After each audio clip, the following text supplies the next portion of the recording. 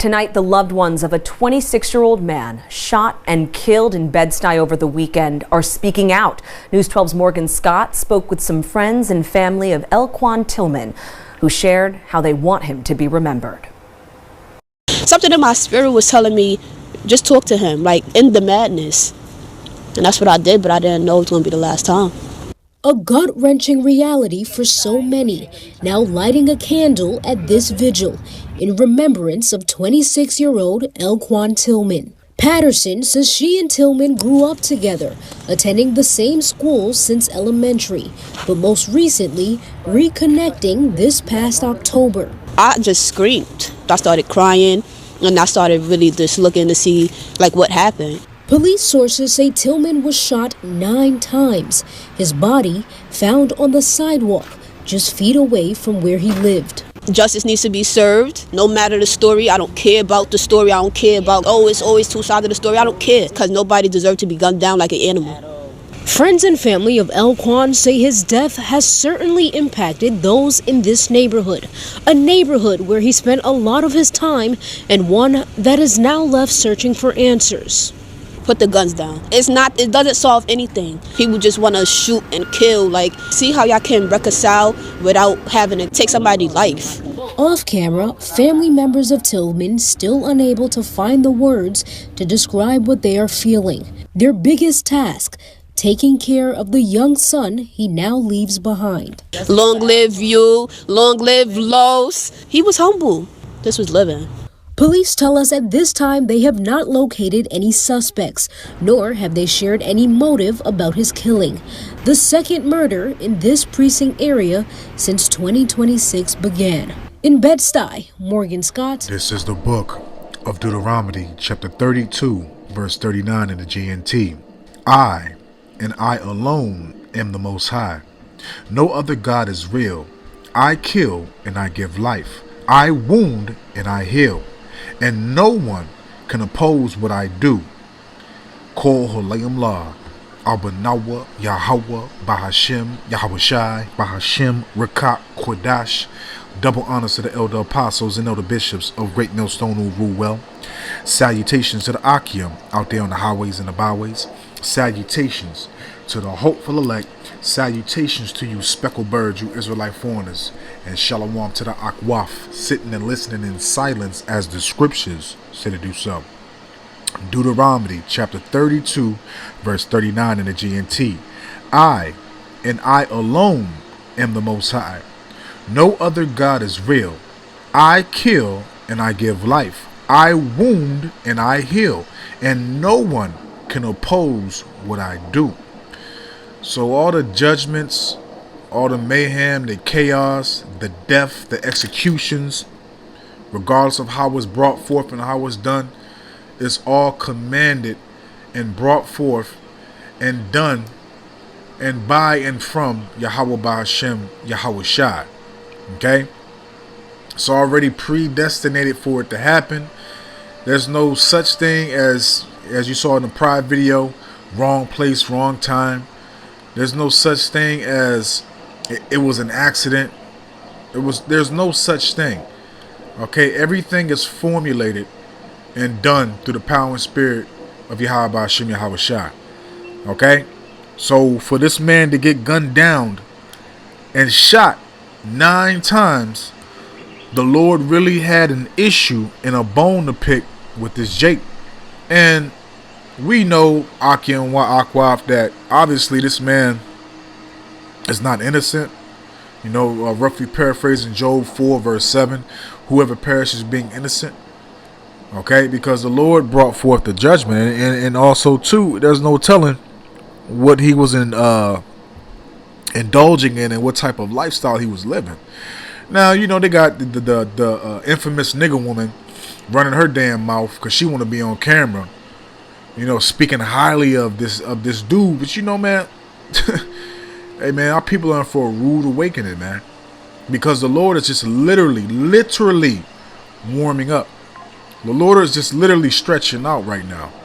Okay, the massive great judgment hasn't occurred and been brought forth yet. So wait for the prophets to be taken off of the streets. Wait for the internet to be shut down. Wait for Yahweh Bahashim Yahweh Shah to put the spirit on Esau Edom to really let his nuts hang. To really, just pick up that sword and show you that he's a psychopath. Okay, but let's continue, man, because again, the Lord orchestrated this. The Lord brought this forth. Okay, again, it's not no coincidence. It's not wrong place, wrong time. It's not a sad thing. Our people are overdue for judgment. Our people are wicked, and the Lord is going to judge our people first, man. Okay, because the message is going out daily to you Israelites to get right. You've been warned daily of how to conduct yourself and to change your lifestyle and change your spirit and your mindset. Okay, and again, this world leads you to be disconnected and also leads you to your destruction. This is 2 Peter chapter 2, verse 9.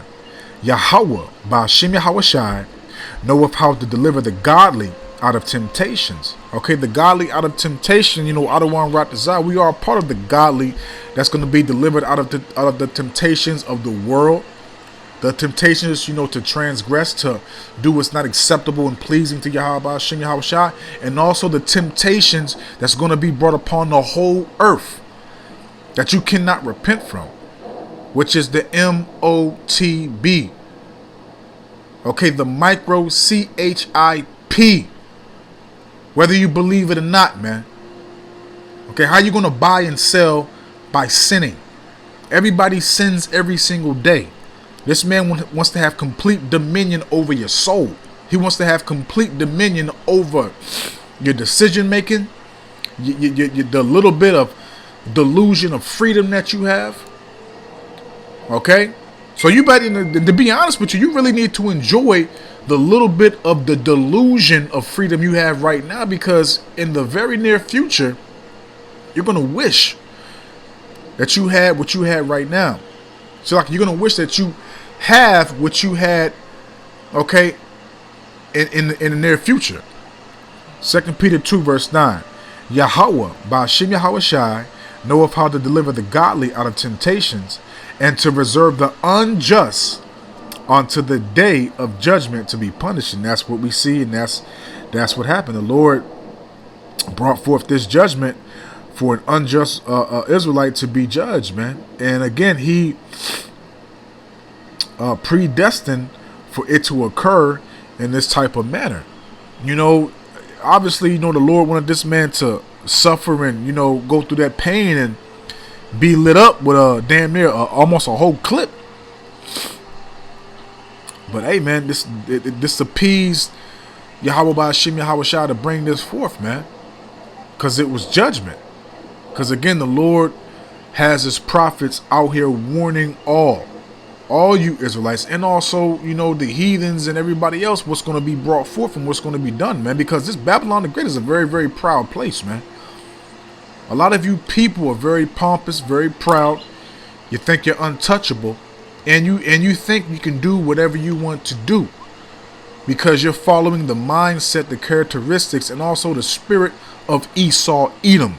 Because that devil, okay, this red silverback thin-lipped savage beast, thinks that he can do whatever he wants, because he believes that he'll never have to answer or take any accountability for his crimes. Okay, so the Lord reserved this unjust vessel, this unjust Israelite, to be judged and to be punished in this manner, man. Okay, point blank, period, man. We don't want no smoke with Yahweh Ba'ashim Yahweh Shai. Okay, but again, our people don't realize what's brewing and what's being cooked up by the Lord, man. But let's continue. Let's go to the book of Lamentations, Salakia. Okay, because the Lord, a lot of these people in the world, especially you Jakes, you don't think that the Lord brings forth evil, and you think the Lord doesn't have a say so at all, when the Lord has the first, the middle, and the last say so. So what does that mean? The Lord has all the say so on every single matter of what's going on upon the earth. Every single matter. Okay? So this is the book of Lamentations, chapter 3, and I'm going to read verses 37 to 39. Who is he that saith, and it cometh to pass, when the Lord, Yahweh, Ba'ashem Yahawashi, commandeth it not? So, as you heard the infamous nigger woman talking about they need to stop the gun violence, they need to stop doing this, stop doing that. Hey, look, man, this is all part of the Lord's plan. For all these things to be brought forth, for all these things to be done. Everything that we see is predestinated. There's no such thing as free will. The Lord's running this production. The Lord already wrote the script before he created the earth. Okay? Verse 38. Out of the mouth of the Most High, Yahweh Ba'ashem Yahawashi, proceedeth not evil and good. Okay, so referring to, various precepts, but one come to mind, which is a classic, but also a goodie always, is Isaiah 45, verses 5 to 7. Okay, the Lord can tell you that he brings forth darkness and light, and that he controls and brings forth good and evil. Okay? Out of the mouth of the Most High proceedeth not evil and good. Wherefore doth a living man complain, a man for the punishment of his sins? And that's what this was, man. That Romans 6, verse 23. For the wages of sin is death. And our people are consumed and highly partaking and indulging and literally, gravitating and prospering in sin, man. So those of our people that want to continue in the lifestyle that they see as beneficial and profitable, that's going to be the judgment. It's going to be death. And it's going to be the Lord that's going to be bringing that forth. And the prophets are literally here right now to tell you what to do, how to observe, and how to avoid. Matter of fact, let's read it. Because the Lord speaks through his men, man. Let's read that real quick. That's 2nd Esdras. This just came to mind. I wasn't even going to read this, man. But, it's just to prove the point. Okay, just to prove the point. Let me see. I'm going to get straight to the point.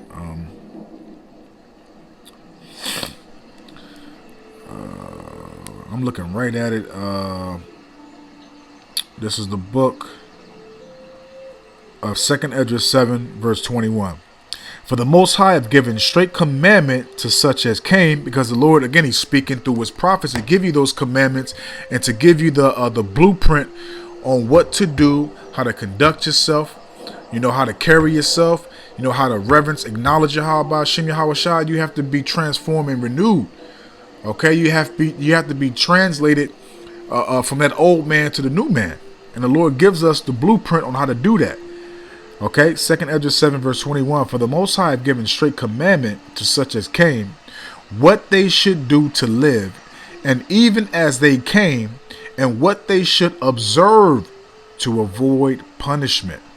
Nevertheless, they were not obedient unto him. Okay, because, again, the Lord has set up his prophets to tell you exactly what needs to be done, to tell you what you need to do to avoid to observe and to avoid judgment and punishment. But our people, they scoff, they reject, they want to continue in the lifestyle that they in, because they believe that what they do is right, is justified. Cool, no problem. So let's close out, because the point is made, man. The point is made. This is 1 Peter chapter 3, and I'm going to read verse 12. Because this benefits us, but it's also a curse for you, man. Because again, it's predestination. So the only ones that's going to gravitate towards this good news, which is the gospel, is the one that the Lord has ordained and chosen to be amongst, okay, this third temple being established and built. Those that's going to have mercy, that's going to have consideration, passion, everything, man. Okay, 1 Peter 3, verse 12. For the eyes of Yahweh Ba'ashem Yahawashi are over the righteous, and his ears are open unto their prayers. So we hope to be the righteous. We hope to be that the one that Yahweh Ba'ashem Yahawashi hears our prayers. We hope to be, again, to have comfort in the time of the trials, the tribulations, the furnace of adversity, the point where the temptation is going to be brought upon the whole earth and everything else, man. We hope to have that benefit. Okay, verse So like continuing on. But the face of Yahweh Ba'Shem Yahweh Shai is against them that do evil. And that's what this was, man. The Lord was against this Jake, and more than likely used another Jake to bring forth the judgment. Because, hey, man, regardless of what a damn infamous nigga woman or anybody else say, I'm pretty sure this dude was not blameless. So the Lord saw fit to put nine hollow tips in this dude for whatever lifestyle he was living, and also too for what he was doing in his past lives, man. The Lord doesn't make any mistakes in judgment. You know, Zephaniah 3 verse 5, the Lord brings forth his judgment every single day. Okay, so you know, you got to take heed, man, because the Lord's hand is stretched out still. You're able to receive mercy, but at a certain point, he's going to draw back. And you're not going to be able to have a visual a funeral service and all that, man. You're not going to be able to do stuff like, and that too. Look at this. 2 damn people. Now that alone right there should tell you something. You got 2 damn people at a visual for this dude. So what does that tell you? What the hell does that tell you? I ain't even going to speak on it. Y'all know. So I don't want to rot this out, man. I hope and I pray that this is edifying, uplifting, and informative to the true sincere Aki and Akwaf. So with that, I'm just going to say, Shalom.